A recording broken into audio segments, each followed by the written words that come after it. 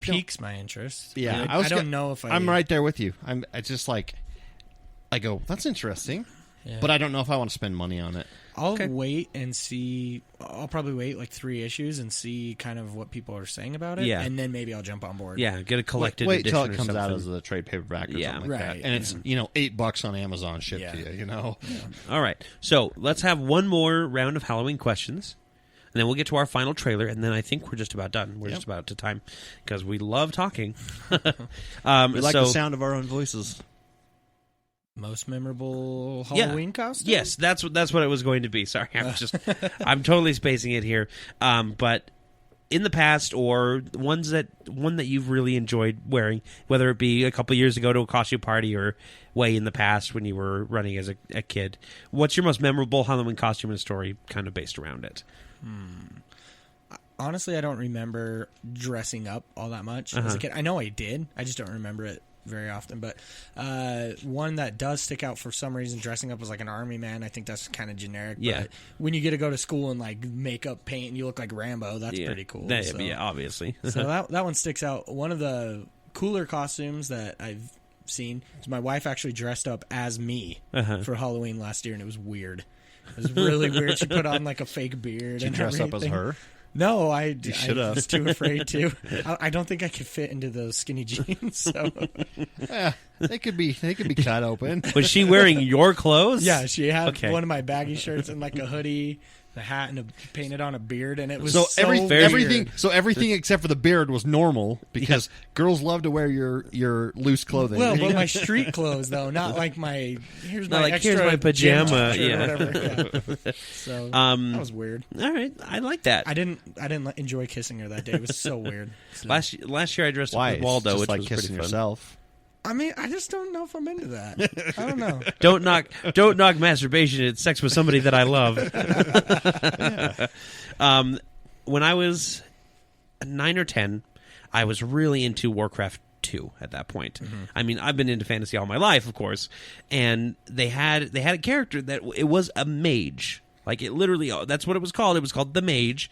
And so for Halloween, I was like, I want to be a mage, I want to be, I didn't want to be a wizard. I didn't want to be a sorcerer. I wanted to be a mage because it was such a weird name that, like, I'd never heard before. Yeah. So I put on, like, we had, like, this brown bathrobe that I used as a robe, and I carried a staff around, and we went to our first trunk or treat that year.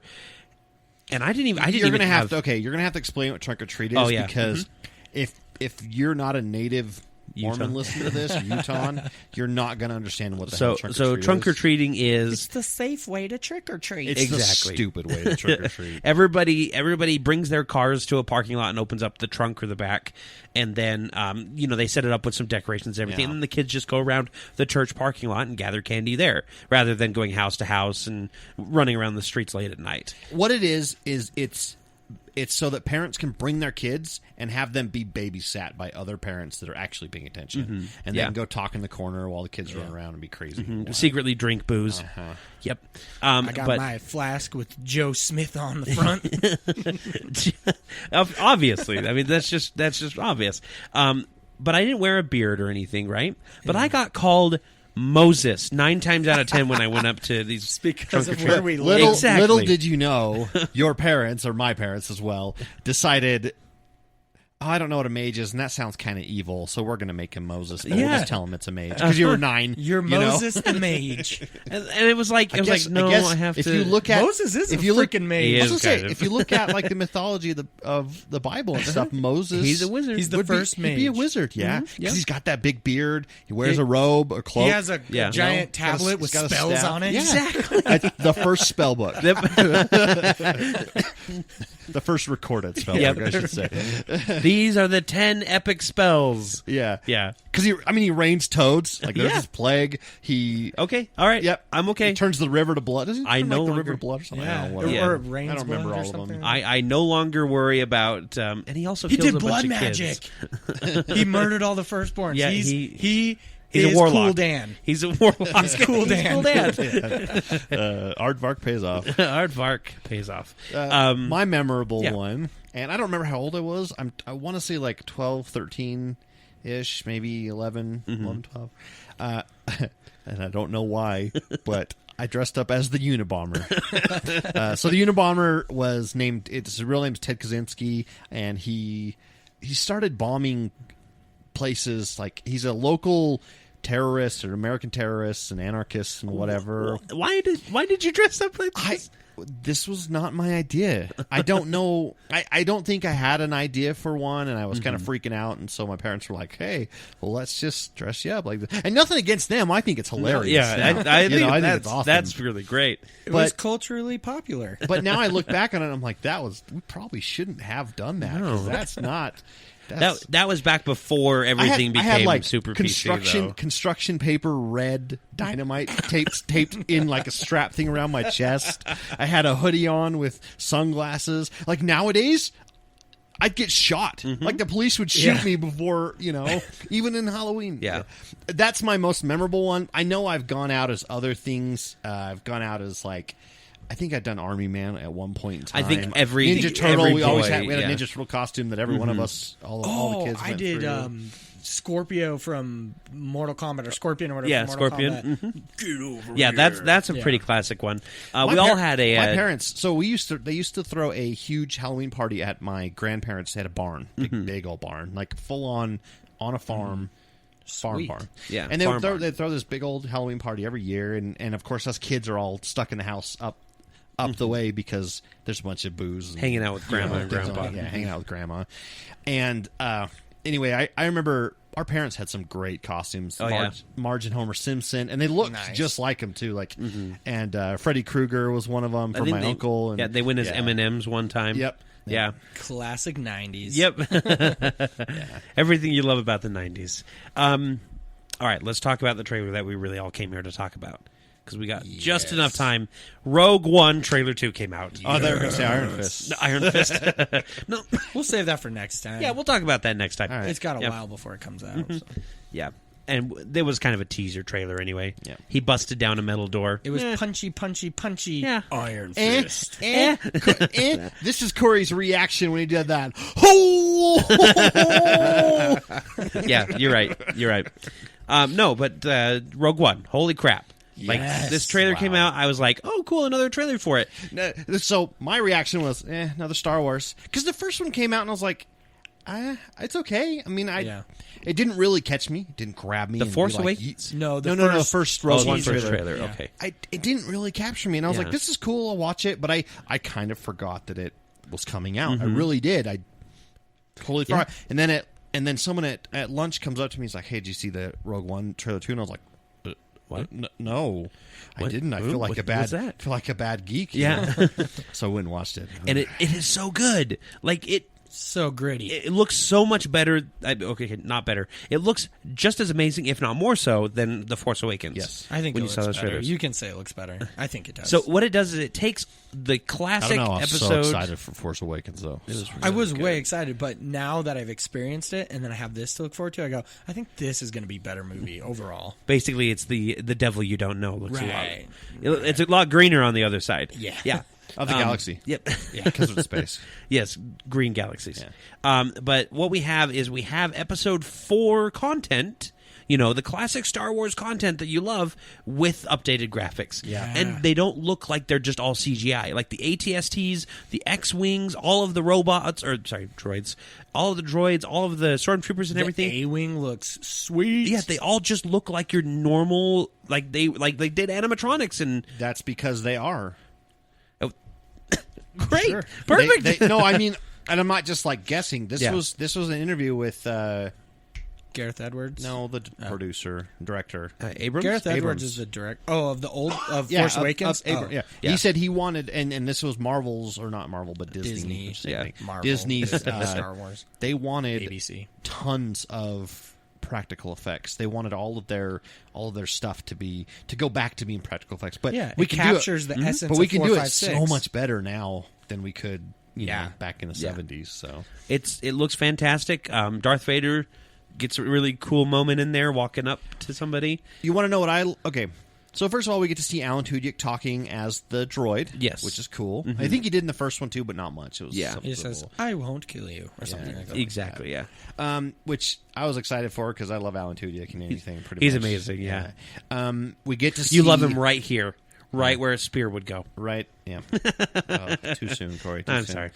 I love the fact that we're getting to see the rest of the Star Wars universe, that not just space wizards. Yep. I am so tired of the Force. So tired of it. No Force. No lightsabers, no Force. Stop that. Scott doesn't like fantasy and sci-fi. Yeah, exactly. Give me the rest of Star Wars. There's millions of other planets out there, or stars, Quintillions. you know. Quintillions. Well, this is a whole other galaxy. This is just the galaxy. So, Right. and let's see the rest of the stuff. They tried to do it in the prequels, but it was all just like Senate crap.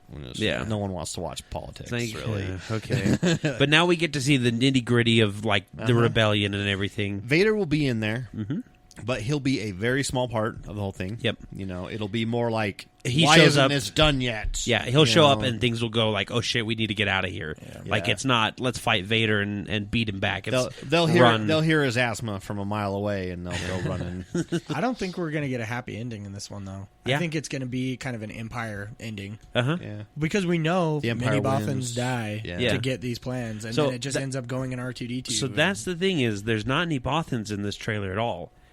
Because the Bothans, I think, got the plans for the second Death Star, but the first Death Star, because Bothans are actually like they're a race of like furry creatures, like that's what Bothans are. So, but I still think it's going to end bad. Yeah, it's going to end. I agree with you. I think that it's there was gonna only end and there was really only bad. one mention of the Force, which was nice. Yep, Yeah. They you get to just see said, you like, the get to Force see a statue crumbled of- Jedi statue, and Is it a Jedi temple? and then there's that one blind Asian guy who's like, I believe in the Force, but he's not a Jedi. Like he probably uses his little bit of Force sensitivity to help him fight, like Matt Murdock would.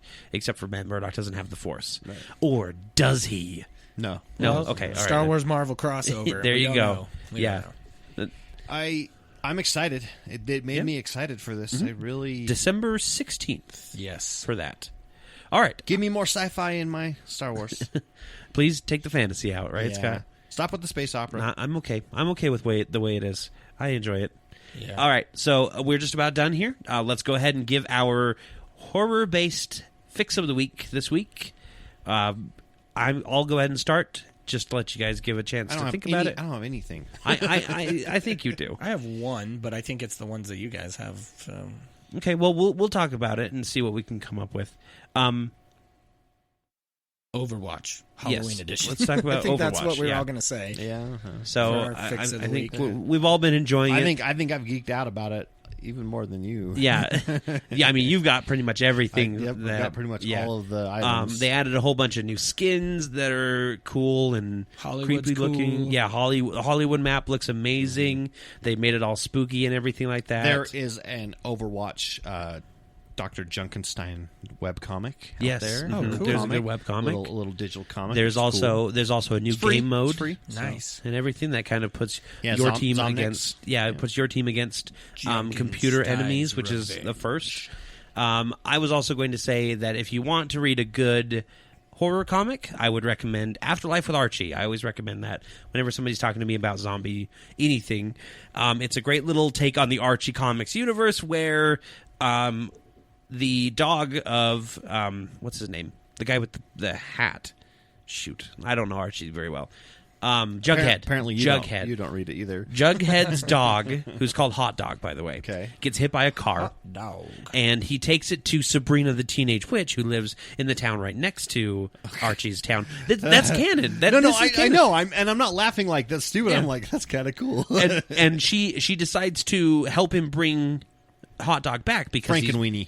He's Frank yeah, and begging Or for it. Zero. So she takes this book that her aunts told her not to use, which happens to be the Necronomicon, Of course. and So resurrects. is Evil Dead canon in this universe? then?